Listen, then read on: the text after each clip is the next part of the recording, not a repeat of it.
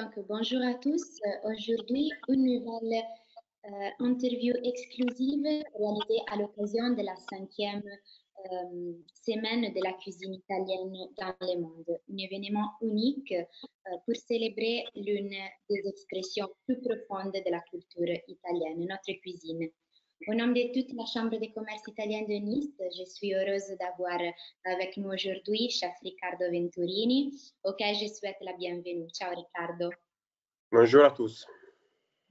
Donc Riccardo est le chef de l'Albergo dell'Agenzia, situé dans le complexe qui abrite l'Université de sciences gastronomiques et la Banque du Vin, où nous avons eu le plaisir d'organiser un événement en juillet dans le cadre de True Italian Taste.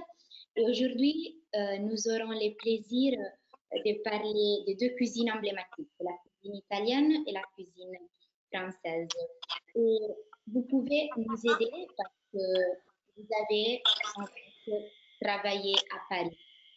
Comment votre expérience a-t-elle commencé et qu'est-ce que vous avez appris de cette expérience en France? Alors déjà, pour commencer, ma expérience à Paris, ce n'est pour un voyage en fait, parce que j'avais des amis et ma cousine qui vivaient là-bas. Alors je passé une semaine à Paris et là, ils m'ont conseillé il y a plein de restaurants en fait où la cuisine c'est de haute gamme. Et mon ex-collègue qui travaillait là-bas, elle m'a dit, va, regarde qu'au Jules Verne, sous la Tour Eiffel, ils cherchent tout le temps. Donc, c'est commencé un peu comme ça, facilement, et, grâce à des amis qui m'ont conseillé, même aussi parce que Paris, c'est un endroit spécial pour la haute gastronomie, la gastronomie de tout le monde. À Paris, tu as la chance de trouver un peu toutes les cuisines de tout le monde, surtout la française bien sûr, mais aussi l'italienne, l'espagnol. Donc même quand tu as les jours de repos, tu as l'occasion d'essayer, prouver autres cuisines différentes pour apprendre autre façon de cuisiner. Voilà. D'accord. Et quelles sont les premières choses que vous avez apprises de la cuisine française, les premières différences que vous avez remarquées par rapport à la cuisine italienne? Bah, surtout, j'ai noté, on utilise, la cuisine italienne française c'est un peu différent, mais surtout, j'aime bien parler de l'endroit où j'ai travaillé parce que juste une chose, que c'est important que j'ai travaillé dans un endroit un peu spécial parce que les Jurons, c'est à 125 mètres d'altitude dès que c'est dans la Tour Eiffel. Donc, on avait une cuisine très petit et donc on avait un laboratoire en bas dans les Champs de Mars qui montait 2 fois par jour la marchandise et nous aidait à la mise en place en fait pour midi et soir. Et ça c'est une chose importante. Et donc une chose que j'ai appris c'est l'organisation du travail. Donc l'organisation du travail et le travail en équipe, dans équipe tous ensemble. Ça, c'est mon point de force de la cuisine française, je crois, et de la culture française. Et pour continuer, les produits, vous avez de gros produits, surtout la viande. C'est votre cuisine avec les longues cuissons, la technique. Il y a beaucoup de techniques respect à la cuisine italienne. Et non, c'est une expérience exceptionnelle. La cuisine française est un peu connue dans tout le monde pour la qualité, la technique, et la haute gamme. Voilà. D'accord. Et donc, si on parle par exemple des plats traditionnels, des plats de la tradition régionale, des régions françaises et italiennes, est-ce que vous connaissez des plats qui sont de la tradition française et qui donc se rassemblent avec le plat italien? Donc, nous sommes deux pays voisins. Et est-ce qu'il y a des influences aussi dans les plats des régions, par exemple? J'aimerais bien parler dans un plat c'est une sorte de soupe de poisson qu'il y a aussi dans le sud de la France et même en Italie, en Toscane, que c'est fait à Livorno, au Livorno, je crois, qui s'appelle caciucco, et la bouillabaisse marseillaise, que c'est dans le sud de la France. Sont deux soupes de poissons, bien sûr, sont différents, mais la base, c'est un peu similaire, dès que c'est une soupe de poisson.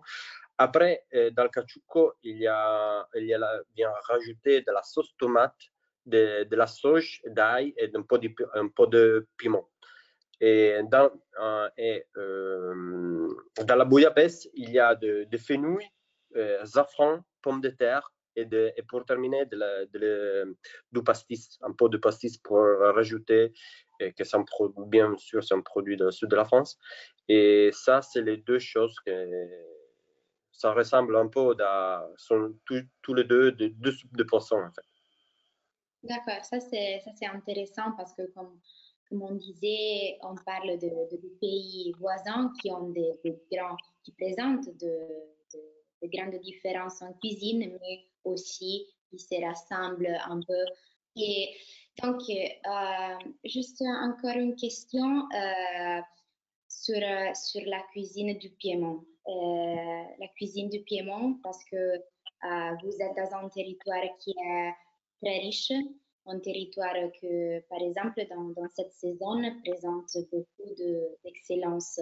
Et quelles sont les excellences du Piémont pendant cette période donc de l'automne?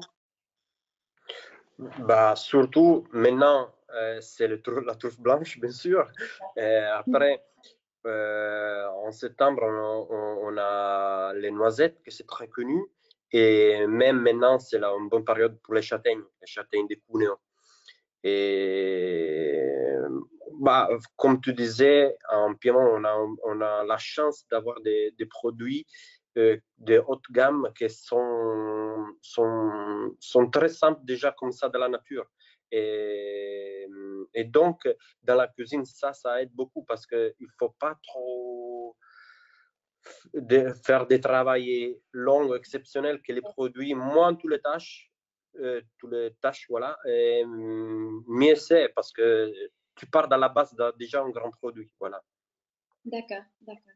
Et donc, pour conclure notre petite interview, donc on attend avec impatience de se retrouver au restaurant et de vivre la convivialité italienne et française à nouveau. Mais maintenant, vous êtes encore fermé, j'imagine que Oui. le restaurant il est fermé, mais vu que l'albergo dell'agenzia se trouve pas trop loin de notre territoire français et de Nice en particulier, je voulais vous demander quelle expérience vous proposez si quelqu'un vient vous visiter à l'opportunité donc de visiter aussi. Bah, nous, surtout, on fait une cuisine traditionnelle, un peu revisitée. Que j'ai travaillé 7 ans dans la restauration étoilée et on fait une cuisine traditionnelle et simple, très bonne. Et voilà, après, nous, dans l'hôtel, on a plus de 40 chambres. Et on a la piscine, bah maintenant c'est pas les bonnes périodes, mais on a la spa, on a le fitness et on a même aussi la barre de vin à côté où vous pouvez faire des dégustations de vin typiques italiennes et du Piémont. Et après, à côté de nous, on a tout un endroit où l'enogastronomique c'est très connu, c'est très connu, voilà.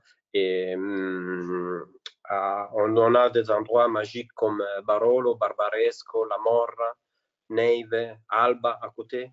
Et surtout, maintenant c'est très connu aussi pour faire des tours en vélo, surtout, faire des dégustations du vin. Et voilà, après dîner, il y a plein de restaurants où vous pouvez goûter les produits piémontaises. D'accord, ça c'est intéressant et bon, je souhaite tout d'abord de se rencontrer personnellement pour une masterclass, pour une autre occasion pour célébrer donc la cuisine italienne ensemble avec un événement, une initiative qu'on peut organiser peut-être aussi à Nice et Voilà. chez nous. Et donc, Ricardo, je tiens à vous remercier et merci pour avoir nous raconté votre expérience en France. Et bon, merci encore et à bientôt, à très bientôt. Merci à vous, je vous attends à Pollenzo. Merci. Merci.